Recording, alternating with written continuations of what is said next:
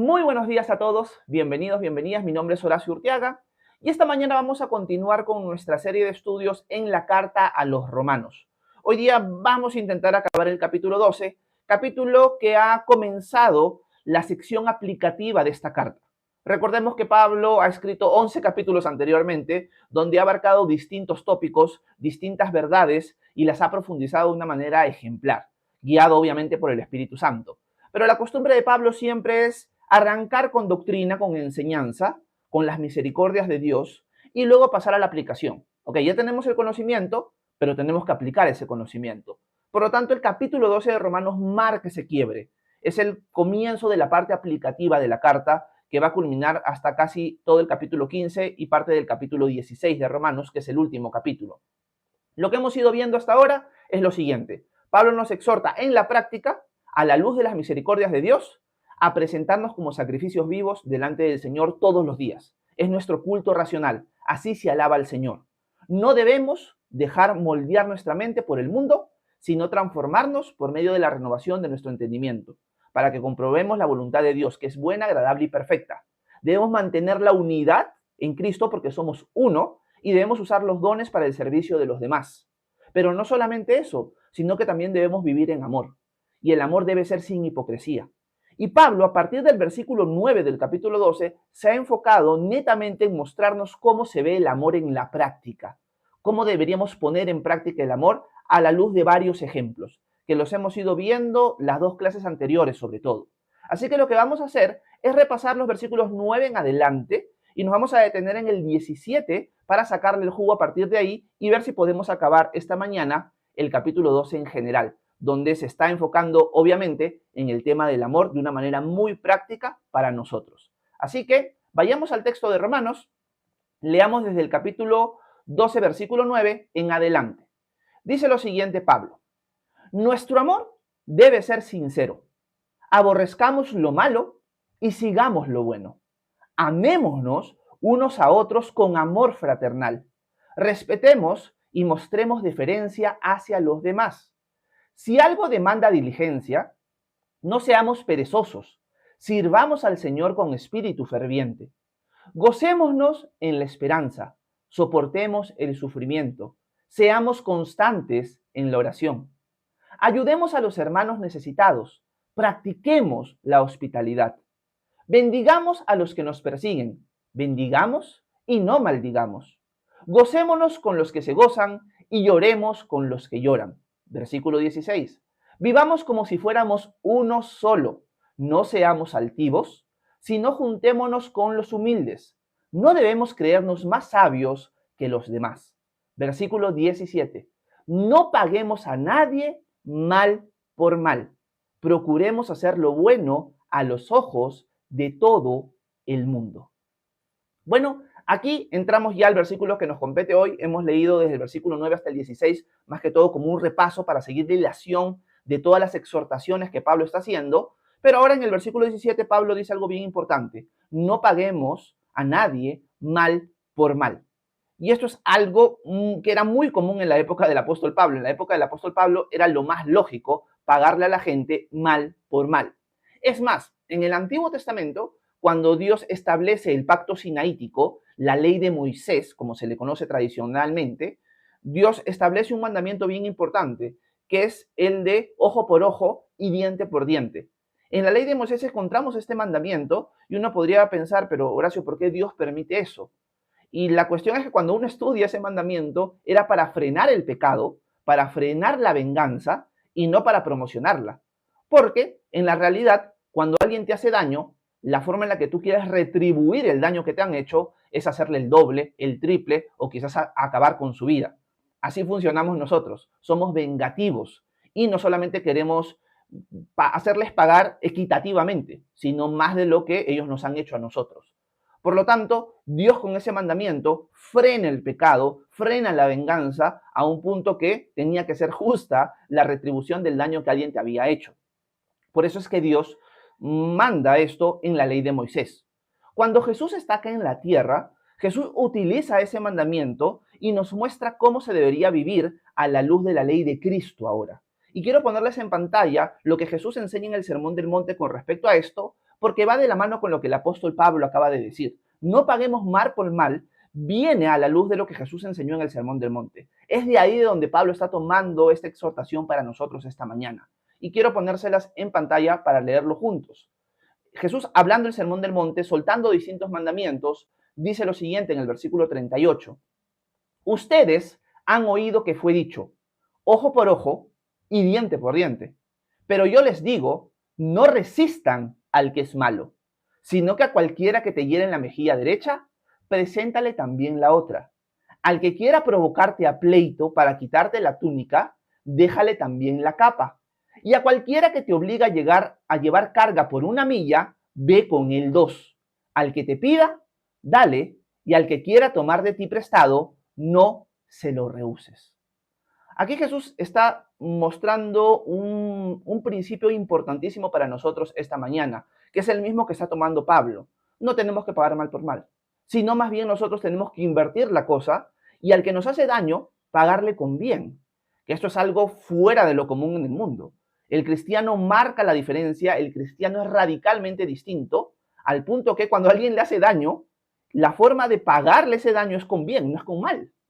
Eso es algo fuera de lo común y es algo que nosotros deberíamos poner en práctica. Así se ve el amor, que es el amor de Dios. El amor del mundo es un amor que cuando alguien te hace daño, hey, ¿sabes qué? Yo me voy a vengar, se convierte en odio. El amor del cristiano sigue siendo amor en medio del odio, en medio de el daño que uno puede haber recibido. No hay venganza para el cristiano. La venganza del cristiano, por así decirlo, es hacerle bien a la persona. Todo lo contrario a como el mundo funciona. Por lo tanto, para detenernos simplemente un ratito más aquí, tenemos que decir lo siguiente. Si alguien nos hace daño o si alguien nos está haciendo daño, la forma que Dios quiere que nosotros respondamos ante ese daño no es con venganza, no es con el mismo mal que la persona nos está haciendo, sino es con bien en verdad. Y eso es algo que Pablo va a seguir desarrollando en los siguientes versículos. Pablo va a extender esta verdad de no pagar a alguien mal por mal, mostrándonos que tenemos que pagar con bien. Así que tenemos que preguntarnos esta mañana, para comenzar, si alguien me está haciendo daño en esta temporada de mi vida, ¿cómo yo estoy respondiendo a eso? ¿Estoy respondiendo orando por él, bendiciéndolo como hemos visto en versículos anteriores? ¿O estoy tratando de vengarme o de hacerle el mismo daño o hasta más del que él me ha hecho? Ese no es el carácter de Jesús. Jesús nunca pagó maldición por maldición. Cuando lo insultaban, no respondía con insultos, sino que entregaba esta causa a aquel que juzga justamente, diría el apóstol Pedro. Quiero ponerles en pantalla el texto que estoy citando. Primera de Pedro 2, 22 y 23 nos dice que Cristo, nuestro Señor Jesús, no cometió ningún pecado ni hubo engaño en su boca. Cuando lo maldecían, no respondía con maldición. Cuando sufría, no amenazaba, sino que remitía su causa al que juzga con justicia. Esa es la actitud de nuestro Señor Jesucristo. Por lo tanto, nosotros como imitadores de Dios deberíamos hacer exactamente lo mismo. La cosa es que tenemos que preguntarnos si estamos haciendo eso o no esta mañana. ¿Quieres saber cómo se ve el amor? El amor se ve de esa manera. Se ve cuando tú no pagas a alguien mal por mal, sino a alguien que te hace mal, le pagas con bien.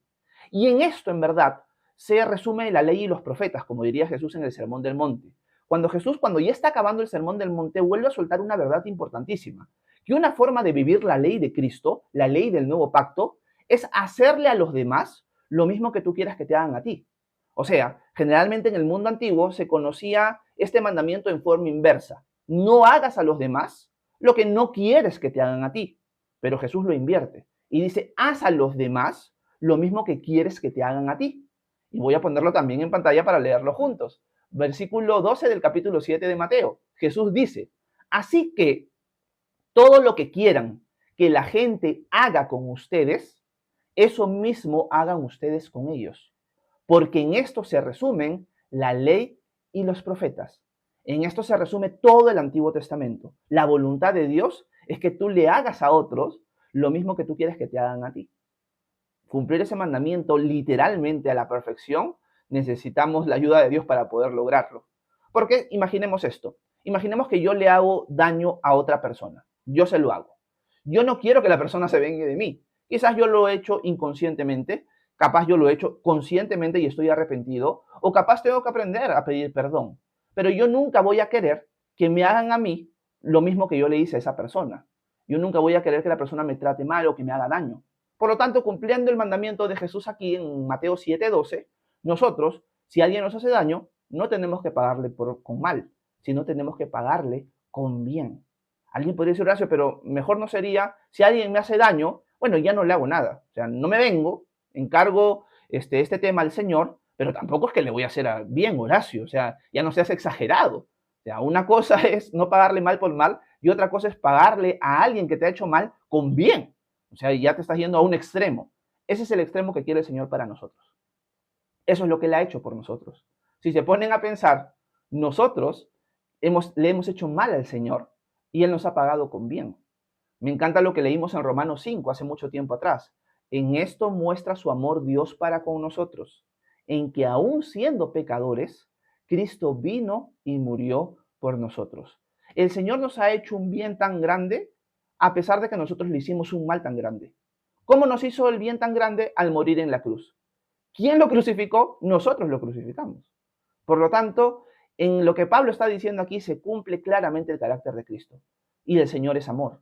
Por lo tanto, el verdadero amor se manifiesta en pagándole bien a aquellos que te hicieron mal. Esa es la verdad que Pablo va a seguir desarrollando y tenemos que internalizarla y examinarnos a ver si estamos tomando ese camino o nos estamos yendo al camino del mundo.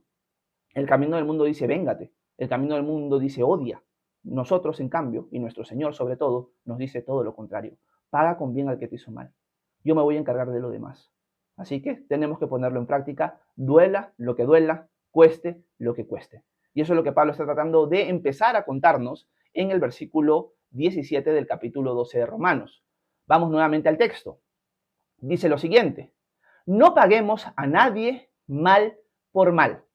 Procuremos hacer lo bueno a los ojos de todo el mundo.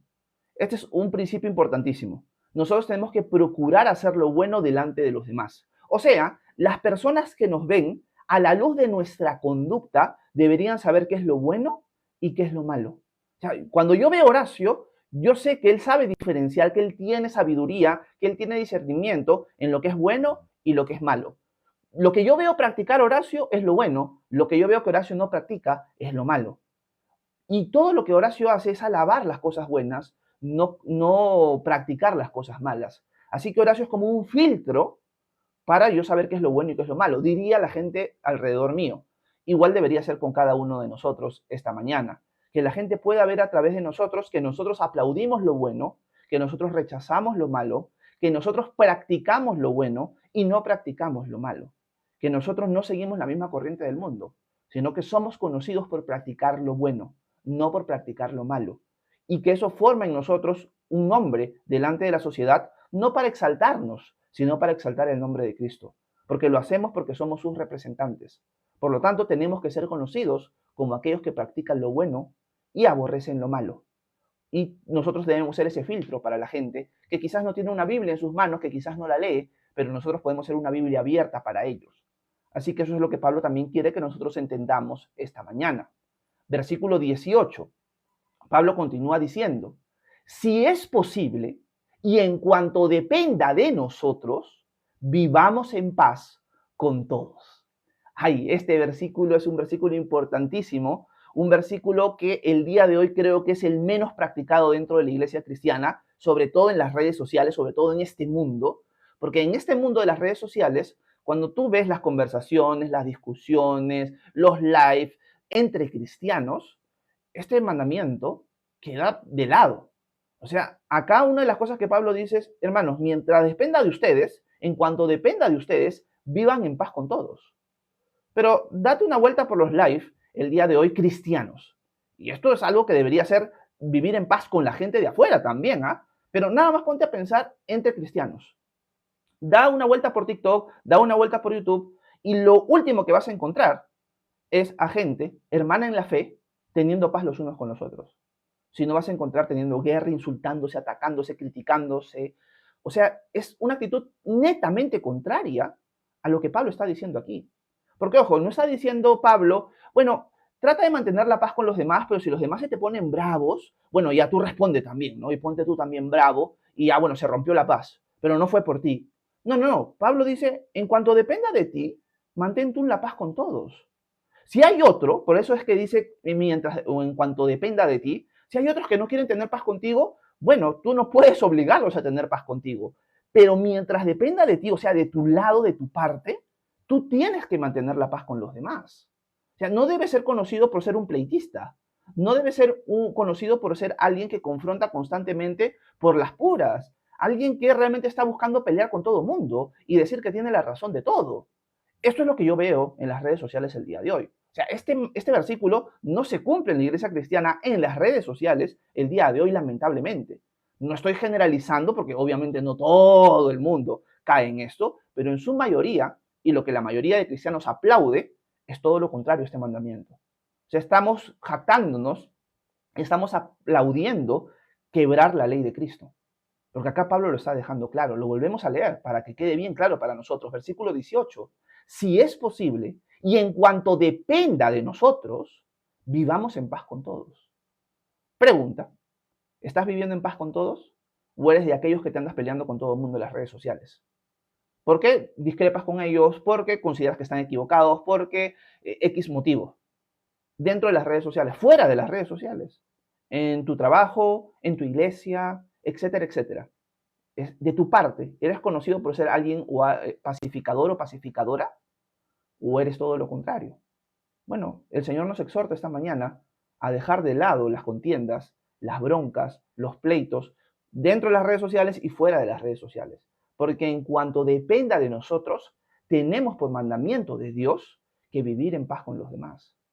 Que eso quede muy claro para nosotros. Me encanta, porque como hemos leído en Primera de Pedro, como hemos meditado en el versículo 17, Jesús no fue alguien que respondió maldición por maldición, ni que cuando lo insultaban respondió con insultos. Lo que se nos conoce, o como se nos conoce muchas veces a nosotros, es porque alguien se nos pone bravo, nos insulta, nos busca picar, e inmediatamente nosotros también respondemos igual. No, no, no. Jesús no hizo eso. Y nosotros somos imitadores de Cristo, no imitadores de Horacio, no imitadores de youtubers, no imitadores de la gente en general. Somos imitadores de Cristo. Y Cristo nunca respondió maldición por maldición. Cuando lo insultaban no respondía con insultos. Por lo tanto, tienes que preguntarte, tenemos que preguntarnos, ¿estoy viviendo en paz con los demás? ¿Estoy manteniendo la paz? De mi parte, por lo menos, surge esto. Aunque el otro me quiera buscar la bronca, yo mantengo la paz y de mi parte se va a encontrar con un muro y no va a encontrar pelea, o todo lo contrario. Bueno, si estamos cayendo en el error de no vivir en paz con los demás, tenemos que arrepentirnos y tenemos que pedirle al Señor poder, mansedumbre, templanza, para poder vivir como Pablo nos está mandando aquí. En cuanto dependa de nosotros, tenemos que vivir en paz los unos con los otros. Así que cortemos de raíz todo aquello que no refleja esta verdad o este mandamiento. Y es algo que cada uno de nosotros tiene que responder. Pablo sigue soltando distintos mandamientos con respecto al amor, porque al final todo se trata de lo mismo. Y dice el versículo 19 algo bien interesante. No busquemos vengarnos, amados míos. Mejor, dejemos que actúe la ira de Dios, porque está escrito, mí es la venganza, yo pagaré, dice el Señor. Aquí el apóstol Pablo está citando el libro de Deuteronomio, donde Dios deja claro que de él es la venganza. Y Pablo dice, hermanos, el verdadero amor, el que no paga mal por mal, sino el que paga bien por mal, es un amor que no busca vengarse. Nosotros no nos debemos vengar. Hermanos míos, amados míos, por favor, no se venguen, sino encomienden su causa, así como Jesús lo hizo, al Señor. Porque Él dice, mí es la venganza. Dejen que la ira de Dios sea la que actúe. Y la ira de Dios en la Escritura tiene distintas connotaciones. La ira de Dios puede ser un juicio de Dios hoy a alguien que ha hecho daño y Dios lo disciplina, Dios manifiesta su ira hacia esa persona. La ira de Dios también puede ser el tiempo escatológico, el tiempo futuro, conocido como la ira de Dios. Otros lo llaman la tribulación o el día del Señor. Y también la ira de Dios, también en tiempos finales, sería el infierno. Aquí parece ser que Pablo en contexto está hablando de, hermano, si alguien te hace daño, el Señor se va a encargar de juzgarlo. Sea en este tiempo, sea en el venidero, el Señor se va a encargar. Déjaselo a Él. No busques vengarte tú. El discípulo de Cristo no se venga. Por lo tanto, hermanos amados míos, no caigan en este error. Yo creo que es sencillo y directo lo que Pablo está diciendo aquí. No habría que extender más de lo que Pablo acaba de decir. Déjenle sus cargas al Señor. Él se va a encargar de hacer justicia. Él es el justo, Él es aquel que aplica la justicia, Él es el príncipe de paz y Él restaurará todas las cosas. Él es el que va a establecer un reino en el futuro de justicia, donde por fin la injusticia que haces o que cae sobre ti se va a terminar. Y también la justicia o la injusticia que tú practicas en algunos momentos también se va a acabar. Por lo tanto, al final no deberíamos buscar vengarnos. Otra pregunta de autoexamen. ¿Estamos teniendo en nuestro corazón un sentimiento, un deseo de venganza? Si es así, entiende primeramente que Dios lo sabe. Yo capaz no lo sé, pero Dios sí lo sabe. Él lo ve todo. Él conoce hasta lo último de tu corazón. Y lo que el Señor quiere exhortarte hoy es, no sigas ese camino. Déjalo atrás. Déjame a mí eso. Yo me voy a encargar. Lo que tú tienes que hacer es todo lo contrario. Bendecir a la persona, orar por la persona y hacerle bien. Eso es lo que el Señor quiere para nosotros esta mañana. Terminemos el capítulo 12, versículo 20, y de ahí nos vamos hasta el 21. Dice lo siguiente: por lo tanto, el apóstol Pablo termina diciendo esto: si nuestro enemigo tiene hambre, vuelvo a repetirlo, si nuestro enemigo tiene hambre, démosle de comer. Si tiene sed, démosle de beber. Si así lo hacemos, haremos que éste se avergüence de su conducta. Qué hermoso es este verso, qué difícil es ponerlo en práctica, pero es claro. Si tu enemigo tiene hambre, dale de comer. Si tu enemigo tiene sed, dale de beber. Porque con esta actitud vas a hacer que se avergüence de su conducta. Otras traducciones bíblicas que son más literales, esta traducción como que lo interpreta, dice lo siguiente: porque si tú haces esto, alimentas a tu enemigo, das de beber a tu enemigo, acumularás carbones encendidos sobre su cabeza, dice el texto bíblico. La idea de esta frase tiene que ver con lo que esta traducción acaba de decir. Lo que vas a hacer es como crear una situación en la cual la persona que te ha odiado, que te ha hecho daño, se dé cuenta, yo le hago mal a esta persona y la persona me paga con bien. Y esto acumula carbones encendidos en su cabeza en el sentido de que lo hace sentir vergüenza y lo hace sentir bochornos, sentirse miserable por el daño que te ha hecho, y al final se termina quizás convirtiendo en tu amigo. Yo creo que esto fue una de las cosas que Dios hizo y usó a cristianos para que Saulo de Tarso se convirtiera en el apóstol Pablo. O sea, como les conté hace unas clases atrás, el apóstol Pablo, antes de ser Pablo el apóstol, era un perseguidor de cristianos, un asesino de cristianos. Pero cuando mira a Esteban siendo apedreado, y Esteban ora por aquellos que lo están matando, para Saulo debe haber sido algo tremendamente contradictorio y algo que lo debe haber sacado de su zona de confort en ese sentido, ¿no? O sea, si tú ves a alguien que lo estás asesinando y ora por ti, pide por ti, o sea, eso te descuadra en un momento. O sea, ¿quién responde así? Un discípulo de Cristo responde así. Esteban respondió así. Y eso quizás fue lo que movió a Saulo a empezar a cuestionarse si en verdad no estaba atacando a Dios en lugar de ir en favor de Dios. Por eso cuando Dios lo encuentra en el camino de Damasco y dice: Saulo, Saulo, ¿por qué me persigues? Saulo dice: ¿quién eres, Señor? O sea, Saulo no duda en ese momento en el sentido de: Señor, yo no te estoy persiguiendo, sino dice: ¿quién eres, Señor? Y dice: yo soy Jesús a quien tú persigues. En ese momento Saulo debe haber dicho: Esteban era un discípulo de Cristo, Esteban realmente estaba siguiendo al Señor y yo no. Pero lo que pienso yo, eso es una suposición obviamente, que fue lo que movió a Saulo a empezar a cuestionarse esas cosas para tener el encuentro con Cristo, fue ver a Esteban orando por él, mientras él aprobaba su muerte. Esa es la actitud de todos nosotros como discípulos. Nosotros tenemos que marcar la diferencia y trastornar el mundo en ese sentido, que amamos a aquellos que nos aborrecen, que aquellos que nos buscan pelea no la van a encontrar en nosotros, que preferimos ser golpeados antes de golpear. Esa es la idea de Pablo aquí. Y Pablo, en el versículo final, en el versículo 21, termina diciendo algo bien bonito. Dice lo siguiente: no permitamos que nos venza el mal. Es mejor vencer al mal con el bien. Vuelvo a leerlo. No permitamos que nos venza el mal.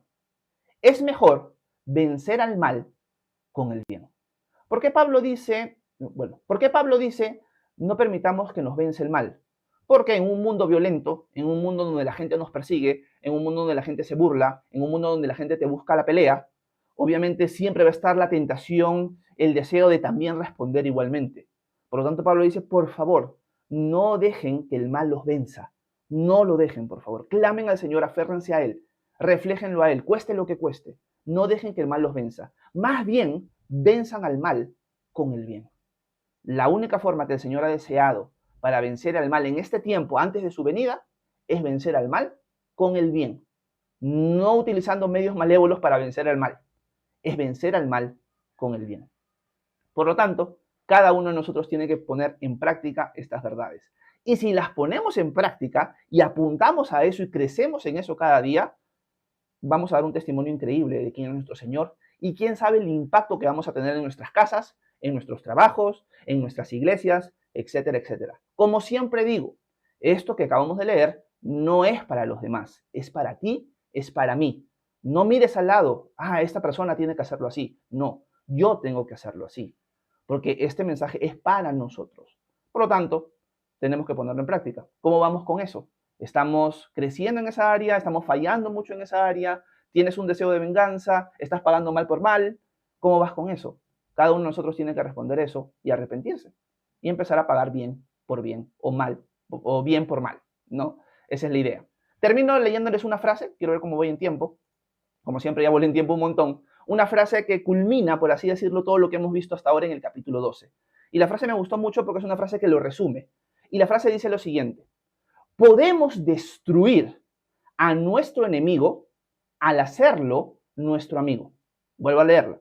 Podemos destruir a nuestro enemigo al hacerlo nuestro amigo. Me encantó esa frase, porque está bien, tú tienes un enemigo, ¿lo quieres destruir? La única forma en la que Dios te permite que tú destruyas a ese enemigo es al hacerlo tu amigo. Así que, buena suerte con eso, como se dice, que el Señor nos guíe, que el Señor nos ayude a poder ser luz y sal, a poder amar a nuestros enemigos. Así se ve el verdadero amor. Así que ese es el mensaje que quería compartir con ustedes, que al final es simplemente sentarnos a meditar en cada uno de estos textos y examinarnos y ponerlos en práctica a partir de ahora. Dicho esto, espero que haya sido de edificación este tiempo para ustedes. Si tienen alguna pregunta, alguna duda, algún comentario, por favor, háganmelo saber, que con gusto voy a intentar responder sus preguntas a continuación. Muchas gracias por su atención. Que Dios los bendiga a cada uno de ustedes. Bueno, muchísimas gracias por haberme prestado atención en este espacio de tiempo. Déjenme un ratito apagar la grabación de la cámara y pasamos al tiempo de preguntas y respuestas. Listo, perfecto.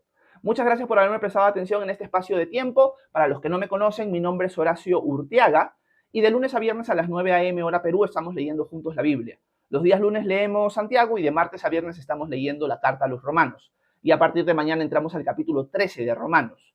Lo hacemos durante unos 20-25 minutos aproximadamente y luego dejamos un tiempo abierto para preguntas y respuestas. Así que ahora vamos a pasar a ese tiempo. Si tienen dudas sobre Dios, el cristianismo, la Biblia, me las dejan en la sección de comentarios para yo intentar responder sus preguntas. No lo sé todo, pero lo poco que sé lo puedo compartir con ustedes. Una de las formas en la cual pueden apoyar este canal es dándole tap a la pantalla varias veces, porque así permiten que el algoritmo de TikTok alcance a personas que quizás tienen interés en este tipo de contenido. También pueden compartir el live en sus plataformas de TikTok y también TikTok ha abierto la posibilidad de apoyar este canal a través de los corazoncitos Quiéreme para darles alcance. ¿Ok? Así que si me pueden apoyar así se los agradecería un montón, aunque, como siempre digo, ninguna de estas cosas es obligatoria. Dicho esto, ahora sí voy a subir en los comentarios para leerlos y conversar con ustedes y resolver sus inquietudes si está en mi posibilidad. ¿Ok? Déjenme ver. Vamos a subir y voy a ver en qué comentario me quedé. Saludé a Leo, saludé a Dacerray. No había saludado a Brenda, así que le mando un abrazo a Brenda hasta el Callao. Buenos días, Brenda, bienvenida. Gracias a todos los que me apoyan con sus regalitos en el transcurso de live. Muchas gracias a cada uno de ustedes. Apoyan bastante a mi familia y a mí, aunque no lo crean. Muchas gracias por su apoyo. Quiero saludar a Ana María. Un abrazo a Ana María hasta Cali, Colombia. Buenos días. Leo nos cuenta que es de Perú, vive en Santiago de Chile. Un abrazo a Leo hasta Chile, entonces. Un hermano peruano que está por allá. Quiero saludar a Berito. ¿Cómo estás, Vero? Un abrazo hasta Illinois. Dios te bendiga. Quiero saludar a Magdalena González hasta Estados Unidos. Buenos días, Magdalena. Bienvenida. Berito dice, estaba viéndolo en YouTube y pensé que era TikTok, dice. Un abrazo, Vero. Bueno, aprovecho que Vero ha contado el tema de YouTube porque les puedo decir que tengo un canal de YouTube donde subo todos los devocionales que hacemos aquí en TikTok, los subo a el canal de YouTube en un par de horas aproximadamente. Así que si quieren darse una vuelta por allá, mi canal se llama Horacio Urteaga también, así que me pueden seguir por ahí si desean. Quiero saludar a Percy Fabián, un abrazo Percy, alias Pedro. Buenos días, hermano, Dios te bendiga. Quiero saludar a AJ, ¿cómo estás, hermano? Un abrazote, bienvenido. Dice que llegó tarde. Bueno, por si acaso, si en algún momento, no es obligatorio por si acaso, ¿no? Pero lo digo, quieren ver los devocionales repetidos, los pueden ver en el canal de YouTube. Ahí los subo siempre. También tengo un canal alternativo acá en TikTok donde subo los devocionales, pero estoy bien atrasado ahí. Quiero saludar a Cris. ¿Cómo estás, Cris? Bienvenida, hermana. Dios te bendiga. Déjenme ver. Quiero saludar a Harold. ¿Cómo está, Harold? Un abrazo hasta Lima. Buenos días. Quiero saludar a Diana Marcela hasta Canadá. Buenos días, Diana. Dice Diana, mi pastora no me habla y me sacó de su círculo. Ok, le dije que no estoy de acuerdo con cosas que hago. Dice Diana. Bueno, Diana, justo lo habíamos conversado, creo que hace unos días atrás por WhatsApp. Lamentablemente a la mayoría de líderes, sean aquellos que están dirigiendo bien o aquellos que están dirigiendo mal, no les cae muy bien que uno tenga una actitud no violenta, pero de crítica con respecto a su liderazgo, ¿no? Cuando uno dice voy a dar un paso al costado, cosas así, lo que generalmente uno debería esperar es una actitud paternal o maternal en el caso de una pastora, ¿no? Pero lo que muchas veces se encuentra es todo lo contrario. Te convierten en el enemigo, van a prohibir a la iglesia local en general que se comuniquen con ustedes, etcétera, etcétera. Se van a volver los anticristos. Eso sucede en muchas iglesias que ya han tomado una actitud sectaria. Lamentablemente pasa eso, yo lo he vivido, lo estás viviendo tú también, Diana. Mi más sentido pésame por eso. Por eso hay muchas personas que no se acercan al Señor, porque al final encuentran que las iglesias que proclaman tener buena doctrina, aunque la tienen, por un lado, tienen una actitud sectaria dentro de sus círculos, ¿no? Y eso es algo muy triste. Aunque yo sé que en tu caso, Diana, la doctrina no era muy buena allá en Canadá. Un abrazo, Dianita, ya sabes que estoy para servirte en cualquier cosa, me escribes por privado nomás. Quiero saludar a KKKKKK, que dice, ¿perdonarás a alguien que le hizo daño a tu familia? Bueno, ese es el mandamiento. Ese es el mandamiento. Y eso es lo difícil de obedecerlo, que nosotros tendríamos que perdonar, y es más, tendríamos que hacerle bien a una persona que le hizo daño a nuestra familia. Ese es el llamado de Jesús para nosotros. Nosotros marcamos la diferencia en ese sentido. Es difícil, pero en el poder del Señor se puede hacer. Y lo hemos visto a través de la historia de la iglesia. Hermanos en la fe que han muerto por causa de Cristo, hermanos en la fe que han sido dañados, al final han ganado a sus enemigos a punta de amor. Y ese es nuestro llamado. Un llamado muy superior al que el mundo proclama. Gracias por tu comentario. Berito dice, ¿qué pasa con el dicho perdono pero no olvido? Gracias, Vero. Yo creo que ese dicho realmente no refleja lo que la Escritura nos dice, porque nosotros deberíamos perdonar. En verdad, no deberíamos olvidar a menos que la persona se haya arrepentido. Si la persona no se ha arrepentido, nosotros perdonamos, pero nuestra relación con esa persona de todas maneras queda rota, porque la reconciliación sí va de la mano con el arrepentimiento de la otra persona. Nosotros no tenemos que resentir lo que otra persona nos ha hecho daño, pero la reconciliación va a implicar el perdón o el arrepentimiento, mejor dicho, de la otra persona. Y eso igual sucede con Dios. O sea, Dios no nos perdona inmediatamente. Nosotros tenemos que pedirle perdón. Nosotros tenemos que arrepentirnos y ahí se establece la reconciliación entre Dios y nosotros. Por lo tanto, igual sucede con mi prójimo. Yo puedo perdonar, yo no voy a guardar rencor, no voy a guardar odio a aquel que me ha hecho daño, hasta voy a buscarle hacerle bien, pero la reconciliación va a depender mucho del arrepentimiento de la otra parte. Si la otra parte no se arrepiente, yo no debería reconciliarme con esa persona. No le voy a guardar odio, lo voy a perdonar, aunque esa persona no me ha pedido perdón, pero la reconciliación sí va a depender mucho del arrepentimiento de la persona que te ha hecho daño. Gracias, Estevero. Techi dice, Dios nos ayuda a perdonar. No es fácil, pero sí se logra. Amén, Techi. Déjenme ver. Laura dice, sí es tan triste ver a la iglesia competir, pelear. Eso se ve en el día a día, en el día a día. Quiero saludar a Mili Taz. ¿Cómo estás, Mili? Bienvenida. AJ dice, yo me peleaba con todos hasta que Dios me trajo acá. Así que gracias, pastor. Un abrazo, AJ. Dios te bendiga mucho. Ana María dice, pastor, con respecto a la política, uno trata de publicar su posición y pensamiento y eso alborota. Bueno, es un dicho muy común, creo que en toda Latinoamérica, de que no deberíamos tocar el tema de política ni religión, porque estos temas traen peleas, traen pleitos, etcétera, etcétera. Me encanta una frase del predicador antiguo Charles Spurgeon, que él decía, por no hablar de política y no hablar de religión, es que tenemos falsos maestros en el púlpito y tenemos políticos corruptos también en el poder. Por lo tanto, aunque causen alboroto, nosotros deberíamos compartir estas cosas, sobre todo si nos interesan hablarlas. Ahora, una cosa es conversar estas cosas y otra cosa es entrar en pelea por esas cosas. Yo puedo tener mi postura, pero ustedes ya conocen más o menos cómo soy. Por lo tanto, yo puedo decir lo que pienso. Si la otra persona se molesta o se quiere bronquear conmigo, a mí me da igual, peleate solo. Conmigo no te vas a pelear. Yo te estoy diciendo las cosas que pienso, por qué las pienso, porque no las digo simplemente por decir, pero si te quieres pelear conmigo, bueno, peleate con mi mano, ¿no? Porque conmigo no te vas a pelear. Y la persona se va a quedar corta por ese tema. Por lo tanto, no está mal hablar de política ni hablar acerca de Dios.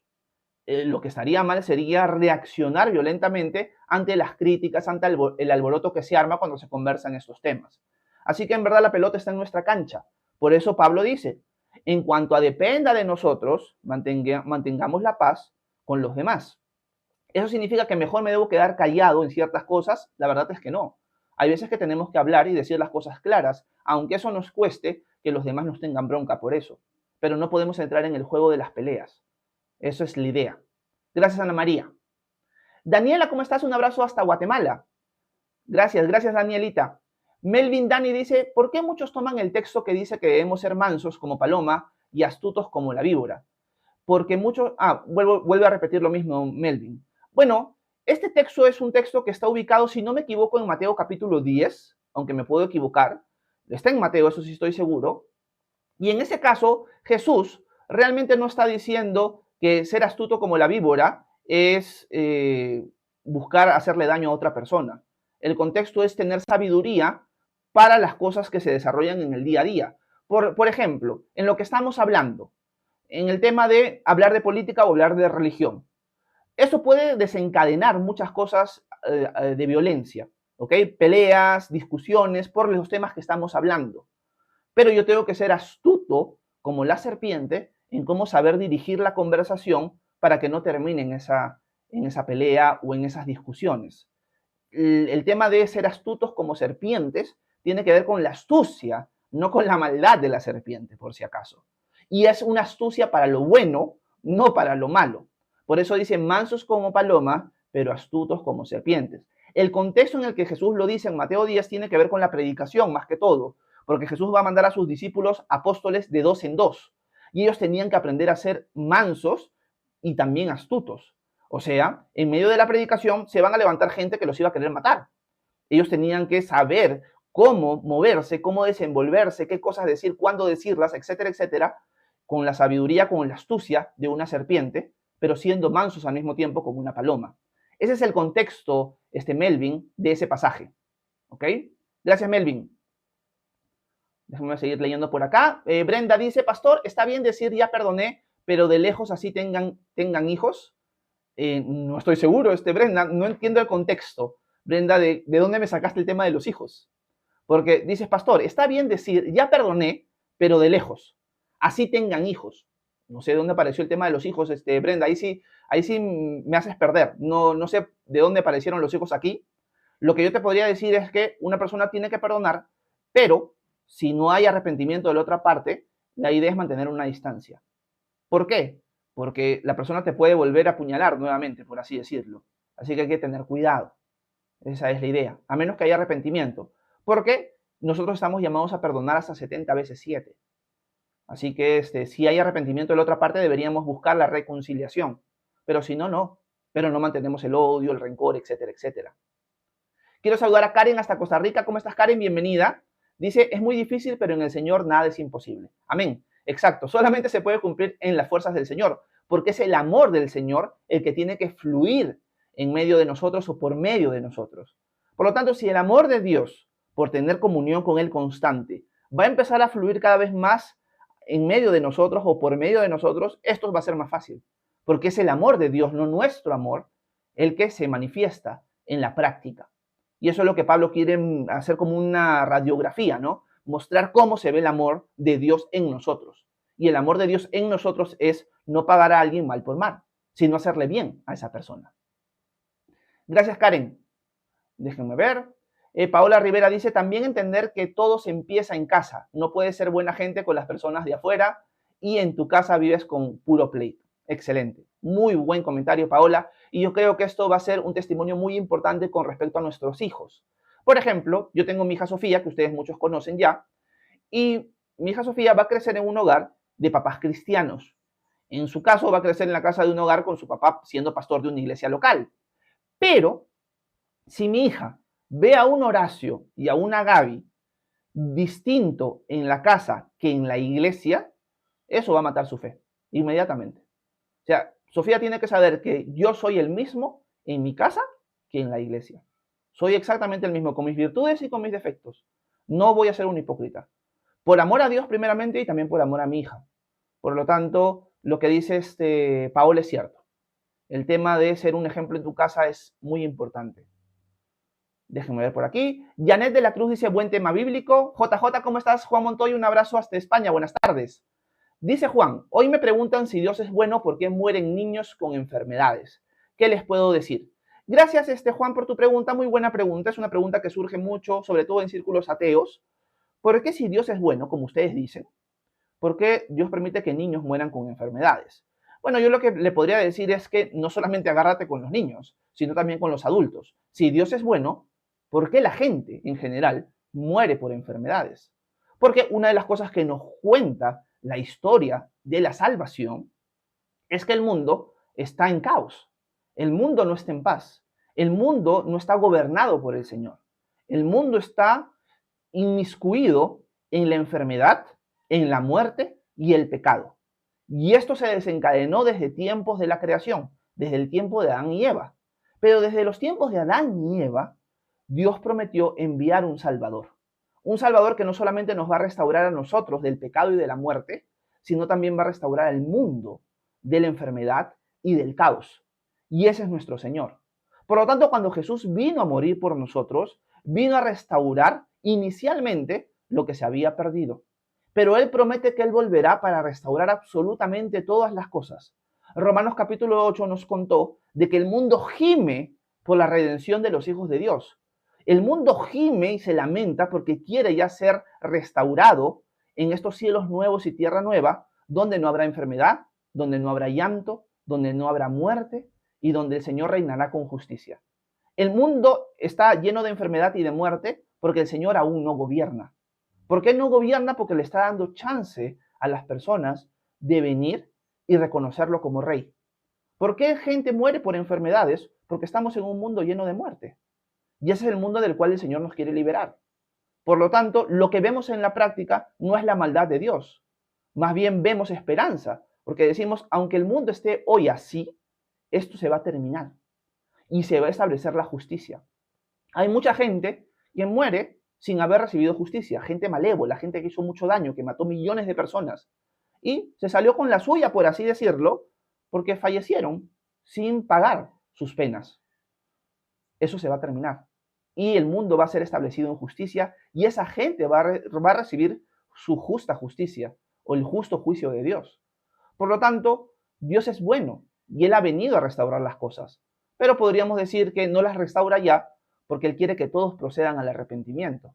Así que en verdad las personas que te dicen eso son parte de, por así decirlo, el hecho de que Dios todavía no venga. Más bien reconoce que el Señor es el que reina para que Él pueda venir lo más pronto posible, por así decirlo, ¿no? Entonces las enfermedades no son culpa de Dios, son culpa de nosotros en un mundo caído. Alguien podría decir, Horacio, pero ya está bien, entiendo eso, pero ¿por qué Dios permite que los niños mueran? ¿Por qué no los sana? Porque no es la voluntad de Dios controlar al ser humano. La voluntad de Dios es que el ser humano sea libre y que el ser humano libremente lo decida seguir. Ahora, tendríamos que abrir un montón de abanicos, Juan, con respecto a qué pasa con un niño cuando muere, si Dios puede sanar a un niño de su enfermedad, si se clama a él, etcétera, etcétera. Hay un montón de aristas. Por lo tanto, cuando alguien te pregunta eso, lo importante sería saber qué punto es el que está criticando específicamente. Lo que yo podría responder rápidamente, entendiendo la pregunta, leyéndola de un comentario nada más, es que Dios no es malo. Dios es bueno. Es más, podemos ver la diferencia entre malo y bueno porque Dios existe. Si alguien dice, ¿cómo es posible que Dios sea bueno si los niños mueren por enfermedades? Por lo tanto, entiendo que Dios no existe. Bueno, el hecho que tú distingas entre lo malo y lo bueno y ver que un niño muere por una enfermedad como algo malo, indica ya que Dios existe. Porque el que ha puesto esa diferencia entre lo bueno y lo malo es Dios en ti. Si no, no podrías saber qué es lo bueno y lo malo. Bueno, ese Dios que te ha puesto en ti la diferencia entre lo bueno y lo malo, Él también sufre con la enfermedad y con la muerte. Por lo tanto, Él vino a morir por nosotros para rescatarnos de esa condición. Así que ese Dios que tú dices que no es bueno, es tan bueno que vino a sacrificarse por nosotros. Entonces, no sé cómo Dios me guiaría a responderle a esa persona personalmente, pero creo que mi respuesta giraría en torno a todo lo que te acabo de decir, Juan. ¿Ok? Espero que en algo te hayas podido ayudar, por lo menos. Gracias por tu pregunta. Déjenme ver. Ana María dice, por favor, colaboremos con el Tap Tap. Gracias, Ana María. Quiero saludar a Mili. ¿Cómo estás, Mili? Un abrazo hasta Lima. Buenos días. Quiero saludar a Napo55. Buenos días. Nati dice, es ese refrán que dice, a los enemigos mejor tenerlos de amigos, dice Nati. Nunca lo había escuchado, Nati. Bienvenida. Laura dice, muchas gracias, Horacio. Me gustó mucho. Dios te bendiga siempre. Igualmente, Laura. Un abrazo a Karen hasta Costa Rica. Por acá ponen amén. Quiero saludar a Ariel. ¿Cómo estás, Ariel? Dice, está claro, gracias, a practicar. Amén. Janet de la Cruz dice, Dios te bendiga, me gustó, te seguiré. Un abrazo, Janet, bienvenida. Déjame ver. Por aquí tenemos otros comentarios. Por acá tenemos a una Paola. ¿Cómo estás, Paola? Dice, ¿qué versión de la Biblia me recomienda para regalar a mi hijo de 18 años para comenzar a leer solo? Bueno, yo te recomendaría, Paola, una Biblia de lenguaje contemporáneo. Por ejemplo, la que leo acá es la Reina Valera contemporánea. Es un lenguaje fácil de entender. Una Reina Valera 60, por ejemplo, yo no recomendaría porque es un lenguaje que ya no usamos. Sería una Reina Valera contemporánea, podría ser una nueva traducción viviente, podría ser una nueva versión internacional, que son traducciones contemporáneas que son fáciles de leer, se entienden, no tienen palabras que ya no usamos. Yo creo que esas tres versiones serían buenas. Agrego una cuarta, si quieres, la Nueva Biblia de las Américas. Por lo tanto, Reina Valera contemporánea, nueva traducción viviente, nueva versión internacional, Nueva Biblia de las Américas. Yo creo que esas son aquellas que las puedes regalar y se van a entender y son fáciles de leer. Gracias, Paola, por tu pregunta. Déjenme seguir leyendo. Quiero saludar a Mónica hasta Lima. ¿Cómo estás, Mónica? Buenos días. Brun Corazón dice, saludos, mi hermano. Un abrazo. Gracias por estar con nosotros. Lisette dice, saludos desde Houston, Texas, hermano. Un abrazo, Lisette, hasta Houston. Bienvenida. John Powell Chinchay, ¿cómo estás, John? Dice, buenos días, hermano, saludos desde Trujillo. Un abrazo hasta Trujillo, John. Margarita de México, buenos días, bienvenida.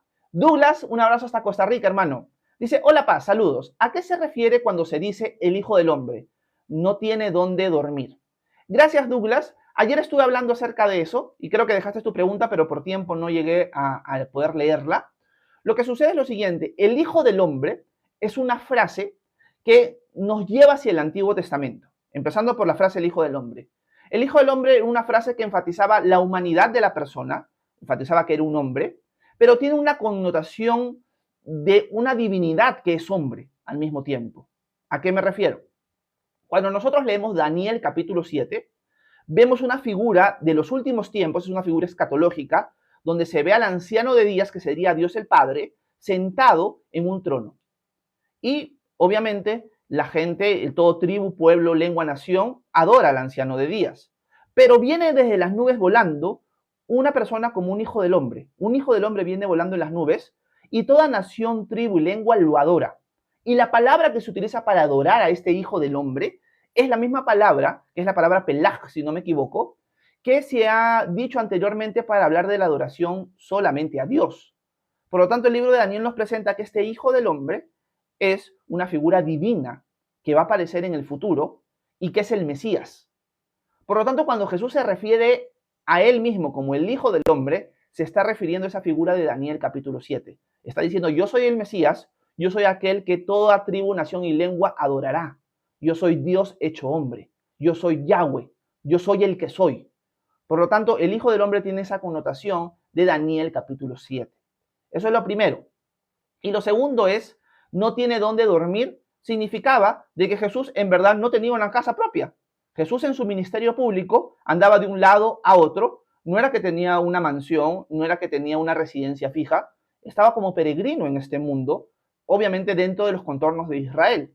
Cuando él le dice que el Hijo del Hombre no tiene dónde recostar su cabeza, le dice a una persona que está muy dispuesta a seguirlo, por si acaso seguirme a mí implica que no vas a tener dónde quedarte fijamente. Vas a estar en movimiento constantemente, no sabes el futuro, por lo tanto, si estás dispuesto a eso, sígueme, si no, no, regrésate a tu casa. Ese es el contexto en el cual Jesús le dice eso a la persona. Gracias, Douglas. Un abrazo hasta Costa Rica, hermano. Militas dice, hola, hermano Horacio, Dios le bendiga, yo también llegué tarde. Un abrazo, Mili. Déjenme ver. Quiero saludar a Jorge22. ¿Cómo estás, Jorge? Un abrazote. Buenos días. Quiero saludar a Jocelyn hasta Huaraz. ¿Cómo estás, Jocelyn? Bienvenida. Dice, buenos días. ¿Qué pasa con las personas que oran, pero siguen en pecado y no intentan cambiar? Hasta ahí queda el comentario, más o menos. Ok, Jocelyn, yo diría que son hipócritas, Jocelyn. Eso es lo que diría. Si tú me dices que es una persona que ora, pero sigue en pecado, en verdad su oración es una oración religiosa. Que quizás el hecho de que tú sepas que está orando es el motivo por el cual oran, porque realmente quieren marcar algo externo en los demás. Ah, esta persona es religiosa, esta persona ora, se acerca a Dios, pero en la práctica no ves ningún cambio, ni un ápice de cambio. Eso implica que están orando con hipocresía. Por eso es que el Señor en Mateo capítulo 7 dice que en el día final muchos vendrán y le dirán, Señor, Señor, en tu nombre hicimos milagros, en tu nombre profetizamos, en tu nombre expulsamos demonios. Y Jesús les dirá a estas personas que le dicen, Señor, Señor, yo nunca los conocí. Apártense de mí, hacedores de maldad. Nota esto, hacedores de maldad. Por lo tanto, si tú ves una persona que ora, pero practica la maldad, es una persona hipócrita. Con sus labios me honran, diría el Señor, pero su corazón está lejos de mí. Esto es algo que pasaba, por ejemplo, con los fariseos, Jocelyn. Los fariseos, si tú los veías en las calles, en las sinagogas, en las plazas, eran personas que hablaban de Dios mañana, tarde y noche, pero en su día a día eran hipócritas. En su día a día tenían odio en su corazón, avaricia, orgullo, y fueron los que movieron las cosas para que Jesús muriera en la cruz.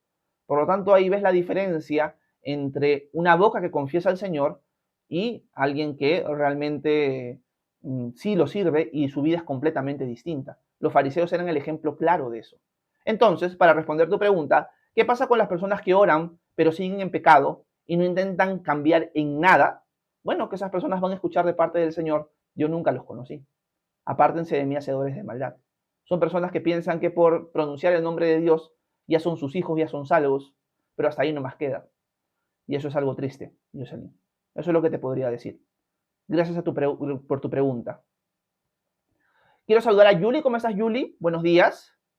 Yuli dice, ¿por qué hacemos la última cena? Gracias, Yuli, porque según el testimonio de Pablo en Romanos capítulo 11 y también el testimonio de Lucas, citando las palabras de Jesús, Jesús dejó esto como algo que teníamos que hacer en su memoria constantemente.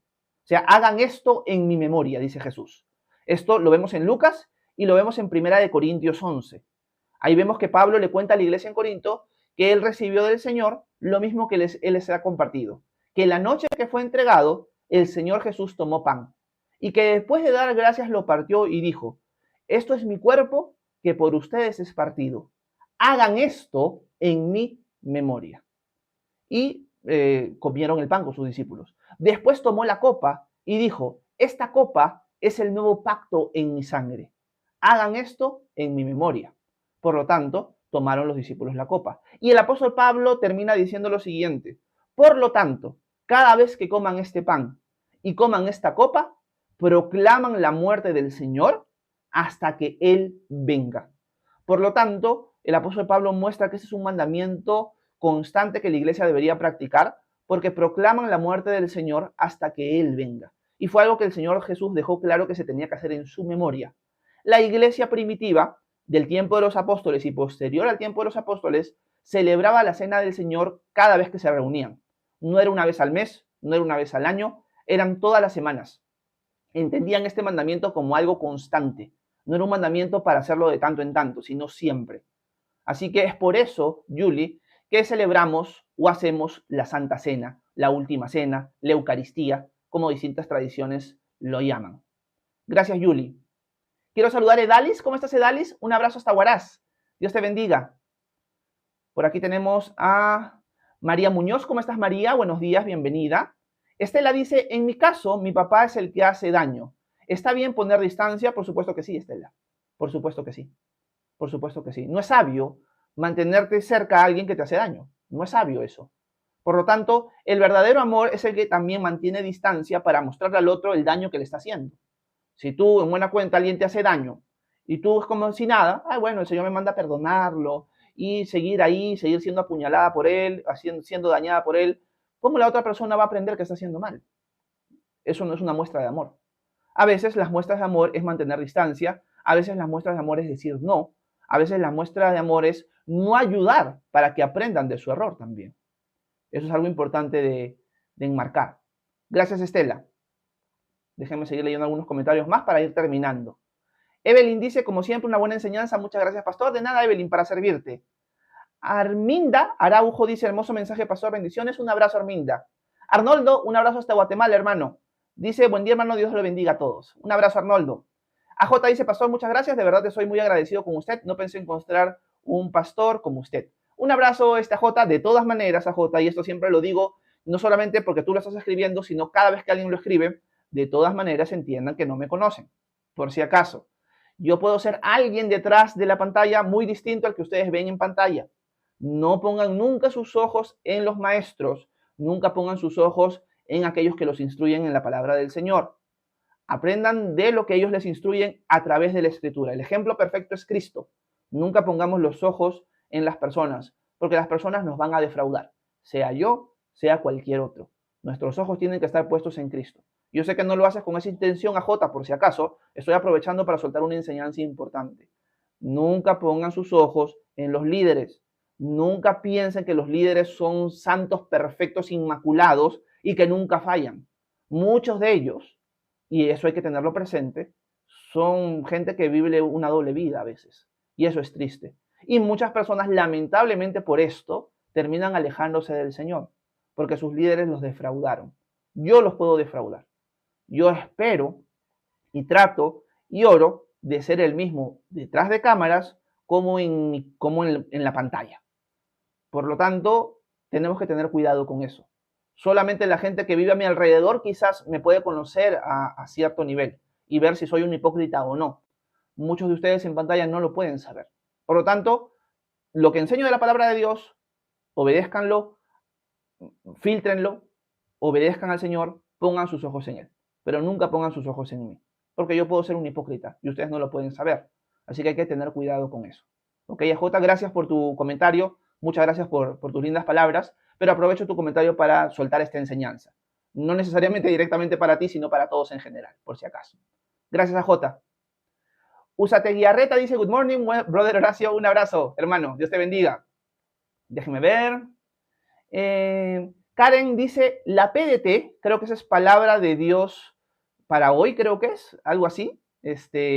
Yo la recomiendo, Karen, diría que como una Biblia devocional, una Biblia para leer fluidamente, pero no para estudiarla, sí, porque esa sí es una traducción muy parafraseada de la Biblia. O sea, no va a tratar de reflejar el texto original, sino las ideas. Y va a fluir bastante en ese sentido. Igual la traducción de lenguaje actual que acaba de poner Harold. La traducción del lenguaje actual, al igual que la palabra de Dios para hoy, creo que es la PDT, son traducciones que parafrasean mucho la Biblia. Entonces van a cambiar mucho el sentido, van a buscar tener el sentido original, pero no van a reflejar las palabras tal cual están escritas en los textos originales. Entonces van a desarrollar bastante la idea y van a agregar muchas palabras, van a quitar otras para tratar de hacerlo lo más entendible posible. Pero ahí ya pierdes el texto bíblico como tal, ¿no? Es más que todo que te cuenten la historia. Por eso hay que tener cuidado con esas traducciones, no son malas, pero tenemos que saber diferenciarlas de una y de otra. Estas son más como para una lectura fluida, ¿no? Pero no dejar de lado las que son más literales. Gracias, Karen, y gracias, Harold. Quiero saludar a Noemí. ¿Cómo estás, Noemí? Buenos días. Quiero saludar a Patti Castro. ¿Cómo estás, Patti? Dice, gracias, no sabía que había Reina Valera contemporánea. Dios le bendiga. Un abrazo, Patti. Techi dice que recomienda la Biblia de las Américas. Gracias, Techi. Quiero saludar a Michelle hasta México. ¿Cómo estás, Michelle? Dice, ¿puedo orar por mi abuelo que hoy entra a cirugía y es de alto riesgo, por favor? Por supuesto que sí, Michelle. Vamos a orar por tu abuelito. Padre, te pedimos por el abuelito de Michelle. Tú sabes su nombre. Tú sabes las cosas que él puede estar sintiendo. Te pido, Señor, que tú lo llenes de tu paz, que tú lo acerques a él, que él pueda ver tu mano en favor de él Y Señor, permite que la cirugía sea un éxito conforme a tu voluntad, pero que se haga tu voluntad y no la nuestra, Señor. En el nombre de Jesús. Amén. Gracias, Michelle. Esperemos que tu abuelito salga bien en la operación. Félix Herrera, ¿cómo estás? Un abrazo hasta Venezuela. Esmeralda Fonseca, ¿cómo estás, Esmeralda? Bienvenida. Esmeralda, mi live o el live que hago comenzó hace una hora, a las 9 a.m. hora Perú. Hace 1 hora y 10 minutos aproximadamente comenzó el devocional, el live, en verdad. Así casi 1 hora arrancó Esmeralda. 9 a.m. hora Perú. Junior dice, hola, ¿puedes explicar el Sermón del Monte? Junior, te animo a revisar mi canal de YouTube porque tengo todo el Sermón del Monte subido ahí y también en mi otro canal alternativo de TikTok que se llama Horacio Urteaga Devocionales. Ahí tengo subidos todo el Sermón del Monte, los puedes chequear por ahí, porque es algo que lo hice en un montón de clases. No lo puedo relatar así en 1 minuto. Déjenme terminar con el comentario de Mili. Dice, hermano, ¿cuándo es que el Espíritu Santo se sale de una persona? Bueno, Mili, esto va a depender mucho de la perspectiva que tenga un cristiano con respecto a si la salvación se pierde o no. Yo considero que alguien que es sellado con el Espíritu Santo no va a salir de esa persona porque ha sido sellada con la persona del Espíritu Santo dentro de ella.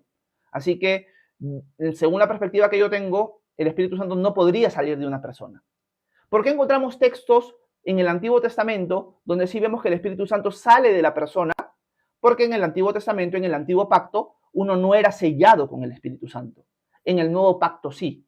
El Nuevo Pacto que se estableció con la sangre de Cristo nos ha dado el privilegio de ser sellados con el Espíritu Santo. El Espíritu Santo mora dentro de nosotros. Estamos poseídos por una persona divina. Por lo tanto, el Espíritu Santo no saldría de nosotros. Nosotros podríamos limitar su influencia en nuestra vida, pero no nos dejaría. Hermanos en la fe que consideran que la salvación se pierde, van a decir que el Espíritu Santo sí va a salir de la persona en caso de apostasía nada más. Solamente en ese caso. ¿Qué es apostasía? Es darle la espalda a Dios. Él es mi rey, Él es mi Dios, mi lealtad está puesta a Él. Bueno, decido que ya no sea mi Dios, que ya no sea mi rey, mi lealtad ya no está puesta a Él, ahora está puesta en mí o en otro Dios. En el momento que yo tomo esa decisión, cometo apostasía. Y esa decisión hace que el Espíritu Santo salga de la persona. Eso lo pensarían hermanos en la fe que consideran que la salvación se pierde por causa de apostasía. Así que esas serían las dos opciones. Una, que es la que yo sostengo, que el Espíritu Santo no va a salir de la persona en el nuevo pacto, eres sellado con ella. Y hermanos en la fe que consideran que sí, pero cuando la persona rechaza a Dios completamente. Le da la espalda, se vuelve su enemigo, se vuelve esa persona su propio Dios o adora a otro Dios. En ese momento, estos hermanos van a considerar que sí sale el Espíritu Santo de la persona.